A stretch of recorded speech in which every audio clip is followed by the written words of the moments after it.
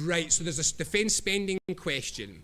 I'm going to skip that. Read the paper. We've got some policy work coming out in that. You can text us in simply because you can go down a rabbit hole with defence expenditure and what you would do with it. But it was interesting. That was the question so far, which had by far the most don't knows. So perhaps we haven't started to think about the defence question quite as much as we should have yet. Right, next. This is the most radical question I think I have of the whole show, which is pensions. Later on, we will see that an awful lot of talk about social classes being the problem with Scottish independence. Gender and age are much bigger factors. We have to understand that by sheer numbers, gender and age probably delivered more no votes than social class did. Craig's going to do some stuff on this later on. And that means that social security is very important because women rely on the social security system more, and the pension system is obviously really important. Now, we've been doing some preliminary work in this, and some of the more exciting things you might like to do, like set up a funded national pension scheme, doesn't look like we can do it anymore. You cannot get international returns on investment at the moment which are high enough to be able to do a good old-fashioned 1950s, 60s, 70s SERPs type pension scheme. So there seems to be probably two possibilities. One is we create a very robust revenue-based system, more or less the same thing that we've got just now. So you would have a very solidly built pension scheme which is paid for through taxation, and our job then would be to reassure people that we had the plans for this and the finance for this really well organised. But the most radical possibility that we're looking at in the whole white paper work is the possibility, I know this is popular, but think about selling it, is the possibility of replacing the whole lot with a citizen's income. So I know a lot of people know a Kieran citizen's income. There is a case to be made that you can create a very efficient, very simple, and very robust benefit system around a citizen's income because you don't have the complexity. It is absolutely flat, everybody gets the same amount, and then you need a separate social security system for people with additional needs. It's never been done anywhere. It does require tax rates to go up, although you get the money back. It is untested, it's untried, it's still on the verge of an issue which people are looking at. It may be that this is an issue that we should be looking at in the first days of an independent Scotland. But perhaps it answers our pensions questions. Who's feeling radical? Who thinks take a shot at exploring a citizen's income as part of the case? Yeah? That's a lot. Who thinks that citizens' income is something that we should be talking about as something that we might be able to do after Scotland's independent and starting off with a solid, straightforward pension system? I knew you were going to love citizens' income. You're more brazen about this than me. I'm more nervous than you all. Okay, we're going to do it. We're going to go and try and cost both of them up, and we'll see how it goes. So this is all to do with building the institutions and systems. I'm going to ask one more question. I'm quite interested in this one. How radical should we be on the question of energy?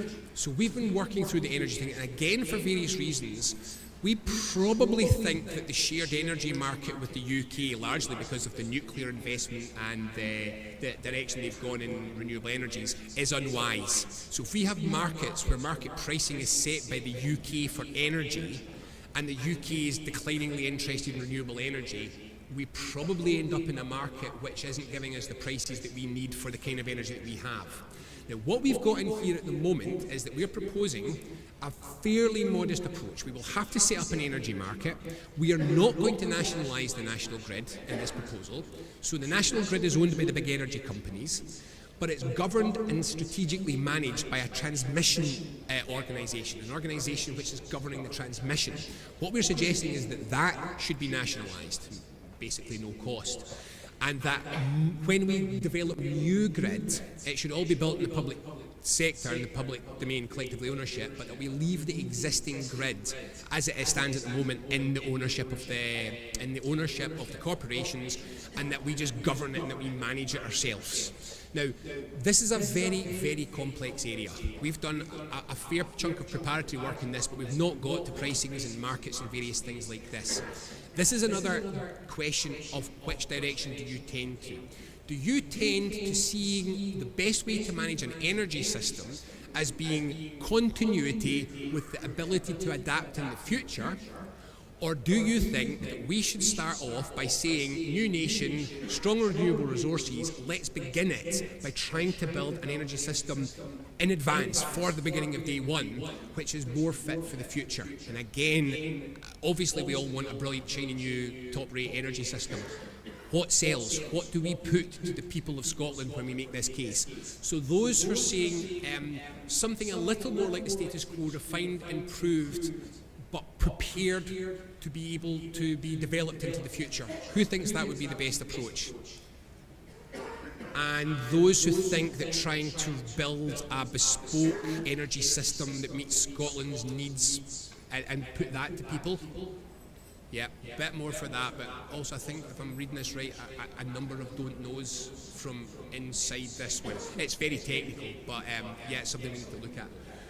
Angela, any comments on this before we'll do one last run round and let everyone get off to Greg's for their lunch? Yeah, I've got loads and loads of stuff coming through. These are because you're asking a few questions at a time, and then we're getting lots of different stuff coming through. So loads of stuff when I'm trying to read these out. Someone says, pensions, this is Jen from Midlothian, pensions should be part of a really strong local services and social care. If older people don't have to worry about paying for care, safety, homes, etc., they will be less worried about the pensions alone. We cannot manage any of our energy market without taking on the grid issue first. I'm not being rude here and leaving names out. A lot of people are just sending these in anonymously. Someone's English Scots for yes say a universal basic income will future-proof an independent Scotland and rid welfare of its stigma. A citizen's income is the other side of annual ground rent, both simple and cheap to implement. Some of you, I'm sure, will have heard of some of the arguments around that. A Scots Defence Force should be peace force like Ireland and so protected, says someone on that side of things. We've got so many of these comments coming through. It's actually really, I'm surprised at the kind of response that we've had to this. It's massive. Now, there was a question for Robin, if I can just find it. Please ask Robin if we are assuming that Scotland's view of staying in Europe is the same now and the possibility of it changing as Europe changes. So I think basically are we making too many assumptions about how we all still feel about Europe? Yeah, I was going to ask that one because I'm going to skip over. We divided the white paper into 3 sections: how you set up the processes, all the specific institutions you need to build, negotiations, which include international treaties, and then the budget and the finance of an independent Scotland, and that's what the 4 sections are built into. I was going to skip altogether the treaties section because we haven't done enough work on it yet, and to be quite honest, we could be here all day drawing diagrams and napkins about all the international treaties and which ones should we sign. But I don't know what others think. My view is that I think that whatever happens, Scotland is going to spend a period of time outside the European Union. I don't think we're going to get a bespoke deal, and I don't think we're going to be independent and out before Britain's out of Brexit. It's just my view. This means that we're going to have to look at a range of options. And just as a very quick show of hands, as 3 very broad options, is stay outside the European Union and do a Brexity style negotiation with other partners, a looser European coalition like EFTA, possibly the EEA, or apply for full European Union membership. And this is just out of interest. Where are people with this? Who's for being outside the European Union altogether? Yeah, a handful. Who's tending towards EFTA or a looser relationship with the European Union? Yep, quite a few people for that, but unless I'm misreading this, we're going to have quite a lot of a majority for negotiating membership of the European Union. Yeah, that's clearly still the view of this audience anyway, that we try to get back into the European Union. Now, I'm actually going to have to skip over a load of things here, some of which are really interesting. I know this is terribly geek, but you'd be surprised how interesting our conversation about how you replace national insurance numbers got. And you'd be genuinely surprised, because once you realise what it's for in the modern world, you realise that it's primarily a data indicator, which takes you around a really interesting discussion about what would a modern Scotland make its relationship between the citizen and a citizen's data.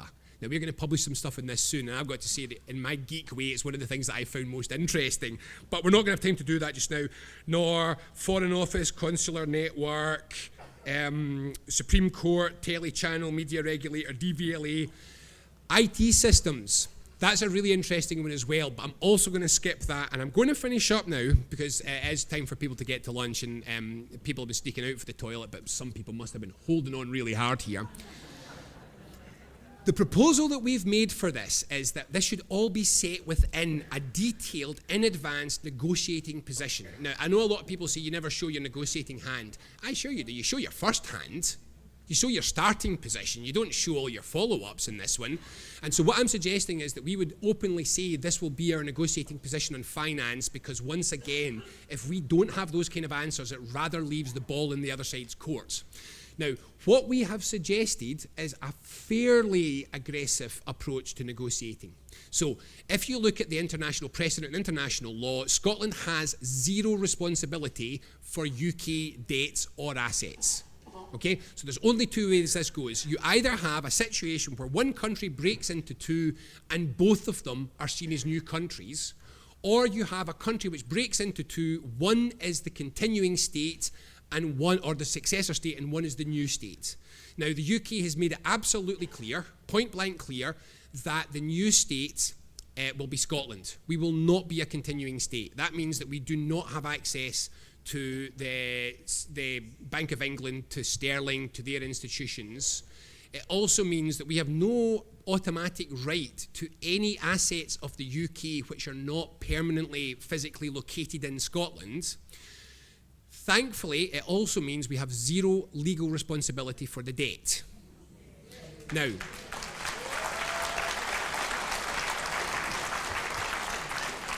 Now, that's not me being bullish. That is the reading of the Vienna Conventions, which are the international legal situation on the division of nation states. That's the position that they take. It's also the precedent of absolutely every single independent country that's happened since the First World War. So that's not making up. That's the legal situation. May not be the moral situation. So what we have said so far is that the full bill for all of this work that we are talking about, and it's not inexpensive. So we've started to try and put some loose prices to what it costs to build a new tax system. How much would it cost not to run a defence service, but to build one up, and so on. And we're going to produce a full bill for all of this. And our proposal is that the position that we start from is no negotiation on debt until we have summed all of this up and have got the start-up cost for an independent Scotland. And that is the starting point for our negotiations.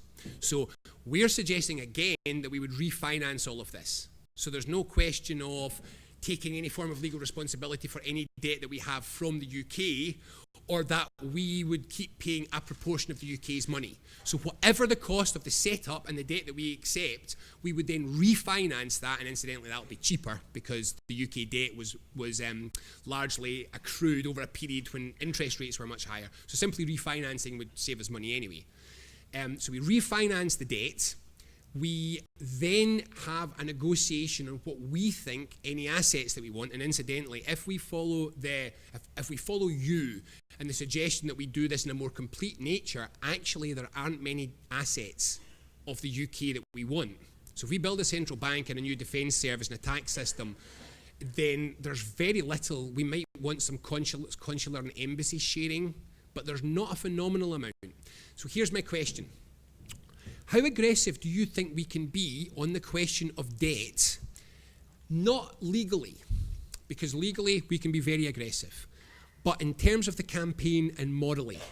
So bear in mind that if we walk away from this debt, it is people in the north of England, people all over the UK, many of whom didn't vote for governments that racked up this debt or for the policies that created it, who would be left with it.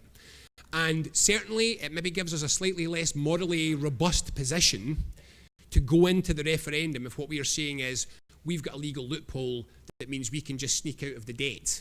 So it's very difficult to do this because to turn it into a binary question is quite hard. But here's a sort of generalised question. How important do you think it is that we are able to present a strong moral case to say that we will shoulder debt, which though it wasn't us that racked it up, it was Westminster governments, we were still part of a union, and therefore we have to look at that as something which we take as a fairly substantial hit on a moral basis. And how much do you think we should say, on the other hand, no, actually, this is the fresh start for a new nation. You were the ones that said that we don't have the right to the assets. Therefore, we're going to begin from a position which says our primary negotiating interest is to make sure that Scotland has the best possible fiscal start. So if I say, if we call the first one dove and the second one hawk, who's feeling dovish? Three. But okay. There's my maw heckling me now. Yeah. Okay. Let me phrase that again. This is a tendency in each direction. So we could, so we're clear, we could take portions of the debt, an absolute total amount of the debt. We could offset our expenditure against the total debt. There's a bunch of range of options within this. So I'm trying to see, what I'm trying to say here is, in which direction do you think that we should tend? A dovish approach or a hawkish approach? So once again, no heckling, Mum. Dovish approach. Oh, Hawks. Are we all Hawks today? Who's for the Hawks? It's a hawkish audience. Okay. Now, I will finish up now by saying, I'm going to go to Angela for any last comments. I will finish up by saying that it is important that two things happen now. One of which is we all think about this. We will not get to another referendum properly unless we start to work our way through all of these difficult issues properly. And I don't believe it's best done by three experts in a room. There's a lot of expertise that's necessary, but we need to check this against what I'm going to call common sense here. Your sense of what the people that you know, particularly the no voters that you know, want from a case.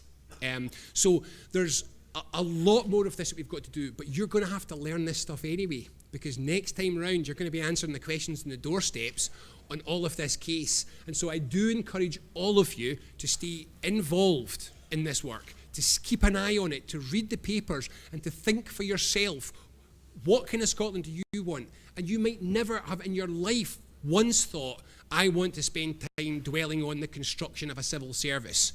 God knows I didn't. And yet here we are. You fight wars with the tools that you require, and this is a battle. We require to be thinking these things through. And I do have to make one plea just before I go as well, which is that Commonweal is under-resourced for this activity. We are already overstretched in this. There's an enormous amount of additional work to do in this. Any of you who are not donors and who are able to, we really do need to get a little bit more human resource in if we're going to deliver this in the kind of 9 months, 1 year timescale that we think we need to get a really good discussion document, the purpose of which is to put to the Scottish Government, who will write a final white paper to try and influence the content and the direction and try and do as much of that work in advance as possible. You can donate, there's a stall outside, you can donate online at allofusfirst.org, but more importantly, that's also where you will find all of the policy papers and all of the information. Sorry? Well, I know we've got thoughts, but we just don't have phone numbers. There's your difficulty.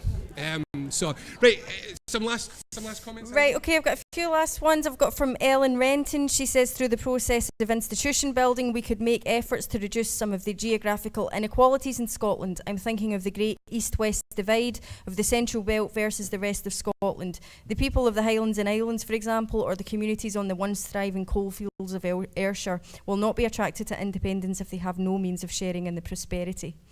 Someone else says... Another anonymous comment says a national income, a citizen's income, necessary because of Ben Ray's point about redundancy by automation.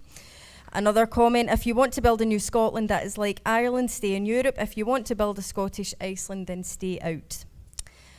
Mary McAllen says, I disagree that we can't negotiate Indy before Brexit. The democratic deficit has never been so stark as in the recent Brexit vote, and if people don't vote for Indy in this context, they may never. If we wait until we're out of the EU, the psyche of going it alone with the UK will be entrenched. Another comment on energy. The energy industry needs to be in public hands if we are not to be in the hands of corporations. Another comment, love the radical ideas, but how to sell it on the doorstep. I'm sure we're going to be talking an awful lot about that, and that might be a question for media as well. And I think I'm going to let you all get away to lunch and give the last word to Dave, who says, anyone fancy a pint? Thank you, Dave. Can I please give a round of applause to Angela and Robin McAlpine? Can